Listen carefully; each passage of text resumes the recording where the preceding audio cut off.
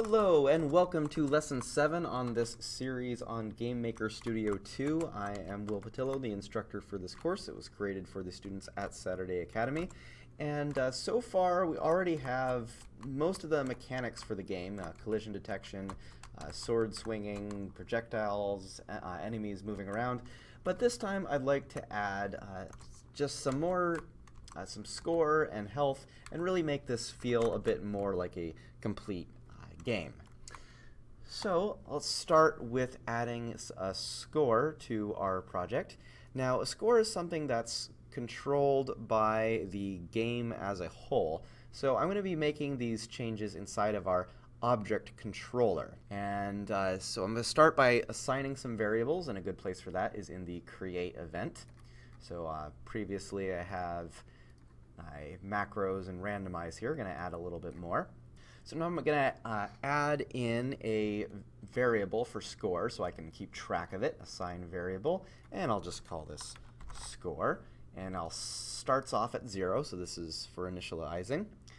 And next I want to be able to draw this onto the screen. So in order to draw, I need to set some parameters relating to how things generally are drawn. So I'll start with look for font and go with this set font action, put it in here, and this is going to select the font we'll use to draw onto the screen, and we'll need to just get a font from somewhere. For this to work, first we're going to need to create a new font in our resources. So right click on fonts, create font, and here we can just set the details of what sort of font we're using. So I'll just give it a name, FNT, I'll just call it Arial, and I'll just use the regular Arial font. You can always mess around with this by picking different fonts, and this just shows a preview over here. You can look around for one that feels like it fits your game, but just to keep things simple, I'll leave it just like that. And you can also set the size here to make it bigger or smaller. Next, going to set its draw color right here, and this will set the color that the font shows up as. So just to test this out, I'm going to set it at a nice dark blue so that I know what's being drawn is being set by this, not by something else.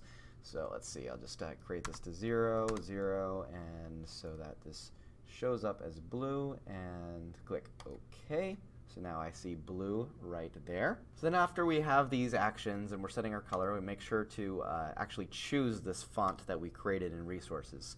So this is the resource, this is the actual variable that sets it, referring to that resource. This sets the color. Now to actually draw some score onto the screen. And for that we need a new event. So back in our controller, add event, and look for draw, and this will be the draw GUI. So this is going to happen every frame, and it's a part of the process each frame. There's update for our step, that's where you put a lot of logic, and for drawing things on the screen, use the draw GUI. So now, look for draw again, and going to draw, use this draw value. And it gives us a caption and then something to put in. So for our caption, just put in our label right here, and I'm going to call this score. I'll just say that here. And for the value, we put in our variable, score. These next two fields say where it draws on the screen. So for now, I'm going to try putting in 128 and 5. And let's just see how this works. So hit save and run. And so now I see this score 0 on the screen. Now if I try different values here, say 5, now you'll see that it's over here. There's just this 5, so the score is going to be drawn 5 from the leftmost point in the screen and 5 down from the top. So this is the upper left corner, down here and here. And notice as I move around,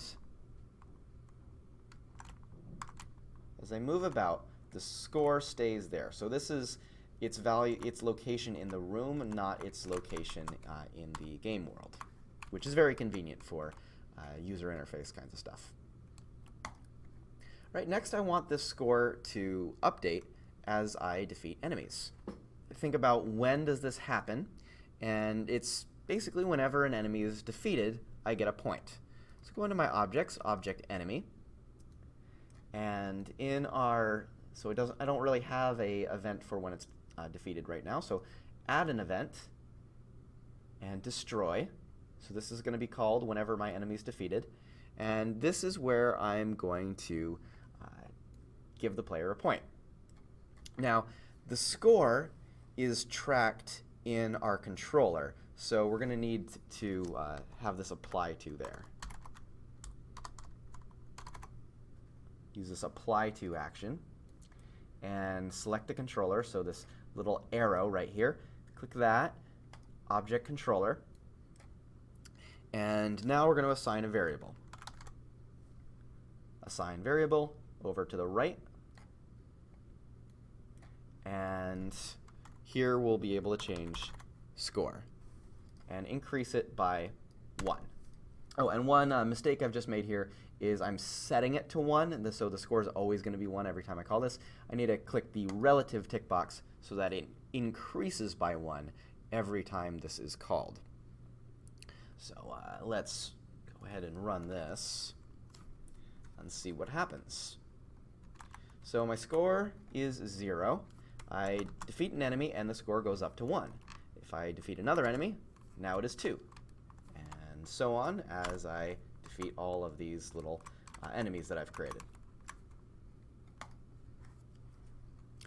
Alright, so far so good. But I'm going to run out of enemies pretty quick. I mean, I could add some more into my room so that I have more to hunt down. But right now there's only going to be this many.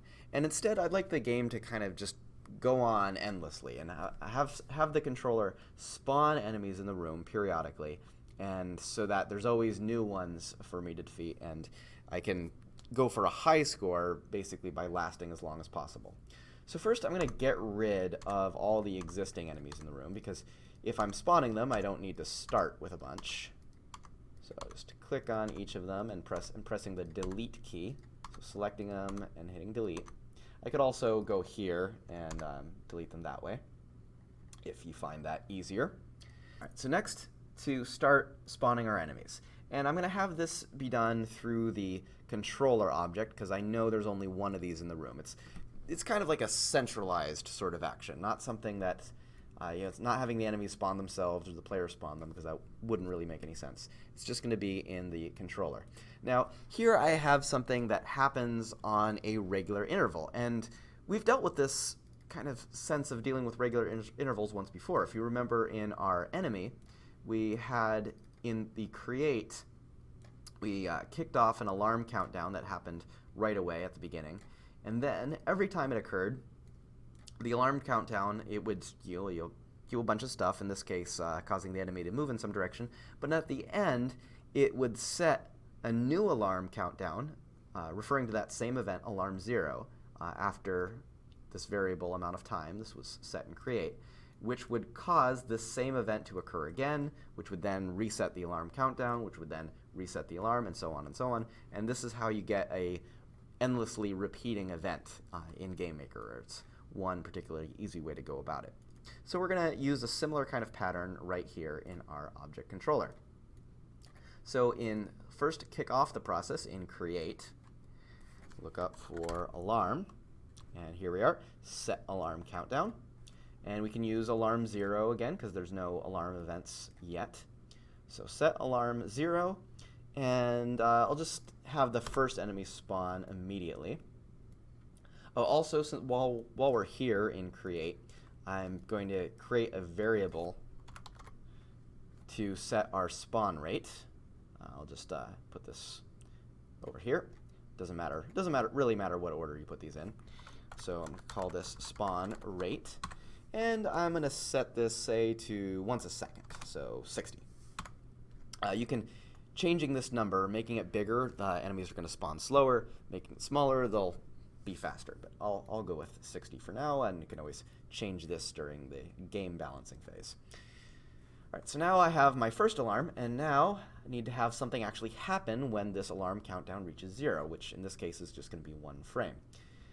Go to alarm 0, and now we'll start by picking a random place in the room and creating an instance at that location. So, and I'm going to need a random place horizontally in the room and also vertically in the room. So let's go with get, look for random, and get this get random number action. Leave this as decimal. And then for minimum and maximum. So for minimum, I could put, I think the best thing to have here is, this creates your padding on the left side of the room. So if I were to spawn an enemy at 0, they'd be on top of a wall collider. So I want them to be in a little bit. So I'll just make this, let's go with just 64, just to be safe. Object controller, have my minimum at 64. And so this is the furthest left they can be, is 64 pixels in from the far left of the room. And for our maximum, we want it to be the width of the room. Now, rather than looking at the room and seeing how many cells there are and calculating it there, I'm just going to put the math right in here. So say room underscore width and minus our buffer amount, so minus 64. And we're going to store this in a temporary variable, and I'm going to call this x location. So it's their horizontal location in the room, or their x coordinate. Okay, so this is somewhere between 64 and the width of the room minus 64 stored in here. Do the same thing for our y position, so I'll just copy and paste. So click, right-click for copy, and then right-click an empty space for paste. And here I'll keep these 64s as they are, but instead of looking at the room width, I'm looking at the room height. And note that both room width and room height are built-in variables into GameMaker, so it automatically knows what those are. Also, the nice thing about using these variables, in addition to saving me the work of calculating it myself, if I were to change the size of this room, these would just update automatically, and I wouldn't have to change anything in my code. All right. Oh, and also then the target field, what this value is being saved into, is going to be y location. So now I have in my x and y location the point in the room where I want to create the enemy. Now I need to actually create them. So let's look for create, and here I go. Here's my create instance. Put that in. And what am I going to create? A object enemy. There it is, object enemy 1. And for its location, for x, I have x location. Not going to tick relative ticks box because this is where it is in the room. And then y location for its y coordinate that it spawned in. Okay, and instances, that's fine. I don't need anything in the target field. And then lastly, in this alarm event, is I'm going to reset this alarm.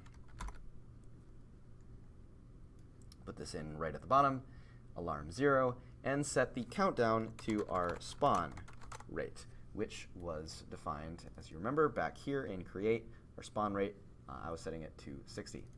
So now, once it's created the enemy at that location that it's calculated, it will call this event again and repeat the process, which will then call this action, which will repeat the process, and so on forever.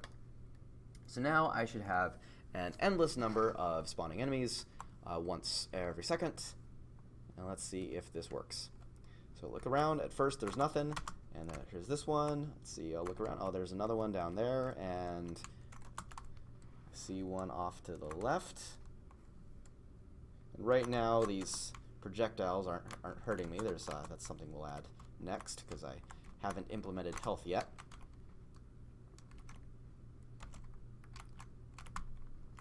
All right. And so now we can see, since I'm defeating these at a rate of greater than 1 per second for the most part, then they are being created faster then I am able to defeat them, which is going to create, just totally naturally, a increasing difficulty over time. There are a lot of ways you could ramp up the difficulty, which is generally good game design. You don't want skilled players to just go on forever. And so something like this, where you have a big room and they have to find them, and meanwhile, other parts of the room that I'm not exploring is accumulating more and more of them. It's a good way to get a nice difficulty progression over time. And notice my score just keeps going up. So you have the beginnings of a high score style game. All right, next I want to deal with health, or more specifically, have the player lose health when they are hit by a projectile. Now, there may be multiple things that happen in the game that cause my player's health to change. For example, being hit by a projectile, but also if I am pick up a heart or regenerate over time somehow. Or if there are different things, like besides projectiles, that hit me. So because this is a potentially repeating functionality, I'm going to create a script for it. So I'm going to go here, and in scripts, open this up, right-click, create script, and I'm going to call this damage player. You can use a different name if you like, but being descriptive is always a good thing. So in my damage player script, I need to make sure that this applies to the player, because this could be called by anything. It could be called by a heart container, it could be called by an enemy, and we want to make sure that the player's health is what increases over time. So let's, yes, I have my apply to. This was in recently used. And I need to be setting the character's lives. Now, if you look up lives is actually a built-in action. So I'm just going to use that to make things a little simpler. And since I don't know, in the context of the script, how my life count is being changed, if it's being increased, decreased, whether it's being decreased by 1 or 2 or whatever, depending on how hard I'm being hit, I'm just going to set this to argument 0 and let the things that call this sort that out. Also, I'm going to tick the relative box because I'm typically going to be using this script to change my life count by a known amount rather than setting it to a known amount. All right, so next, I want to check some conditions, and so if my lives have reached 0, then I want to restart the game. If I have picked up a heart container, for example, and I already have my max health, I don't want it to go up anymore. So I'm going to use some conditionals here. So check if lives. So if my life count is greater than or equal to my maximum lives, and this will create an error if I try to play this right now because I have not defined this variable, but I'm just trying to getting the logic in place here, and we can fill in what the script needs afterwards. Yeah, if the life count is greater than or equal to our maximum number of lives, then we just make sure that our life count, lives, equals max lives. So if we are at 2, and say we increase by 2, and our maximum's 3, then we'll end up with 3. If we're at 3 and we increase by 1, we're still at 3. So this is a nice, very robust way of just making sure that we never go above our maximum.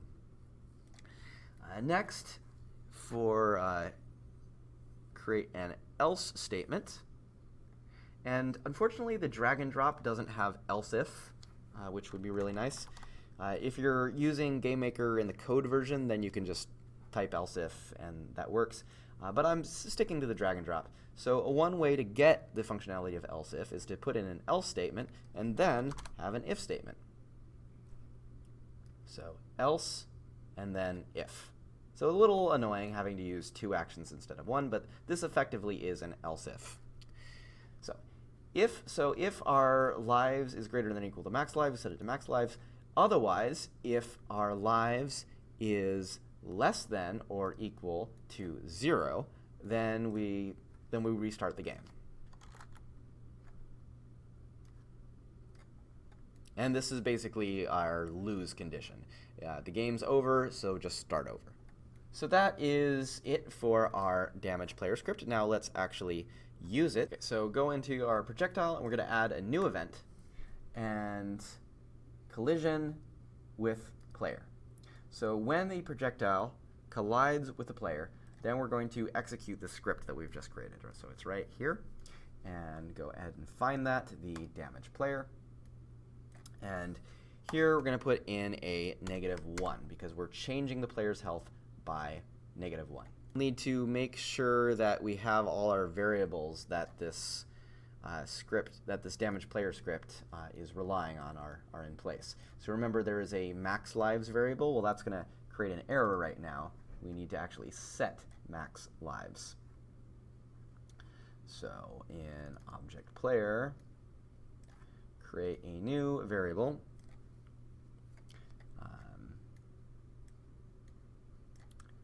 Create a variable, call this max lives, and let's just set it to 3. If you want the player to have more than 3 lives as their maximum, just use a different number or a smaller number. Also, I'm going to declare that built-in lives variable right here, and I'll just set this to max lives.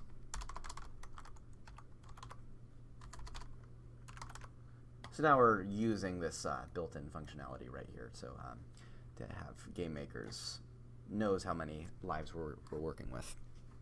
And so these are going to be the same. Okay, so let's see if this works. What I'm looking for right now is if I get hit by projectiles, I want to lose 1 life. So if I'm hit 3 times. Okay, and let's see. And there is an error. So max lives not set before reading it. Oh, and here's a problem right here. It's looking for max lives in object projectile. So there's probably some apply to that I don't have correct. Oh, and the problem was because in damage player on this apply to, notice there's nothing right here. That means it's trying to apply this to self. I just forgot that step. I need to click object player so that all of this stuff applies to the player object, because that's the character who has the max lives variable. So I'm going to run this again, and I just put some more enemies in the scene right at the beginning so I can test this a little quicker. Okay, and I got hit once, and the scene immediately reset after a single hit. So if I look at what might actually be happening right here, it might be seeming like the character only has 1 life, and that's why they're being killed off so quickly. However, one way we can test that and may find a result that's a little bit surprising is if I put in a debug message right here, and I'll just put this right at the beginning of my damage player script, and I'll just say hit. Just a little message to myself there. And I play this, and I look at the output window down here. I can see that hit is called multiple times. So the reason my character is disappearing immediately and the game is resetting automatically is not because there's something wrong with how many lives that I've set. It's because this is being called more times than I expect. And the reason for it is it's continuously detecting a collision with the player or over the course of multiple frames. So one simple way I can get rid of that is just use this destroy instance. And this is not applying to player. Notice how I put this underneath so it's on the same level as apply to. This will essentially make the projectile disappear as soon as it touches the player. And that way there won't be like a bunch of different collisions. If the projectile's overlapping the player, it calls this. Then it moves a little bit, still overlapping them, calls it again, and so they lose 1, 2, 3, 4, like many lives for a single hit. This destroy instance will make sure that it only happens once, at least once per projectile anyway. So now I run the scene, and I get hit once. And hit again. Yeah. So I've been hit more than once, and then the game resets. So once, twice, thrice. And the game resets just as expected.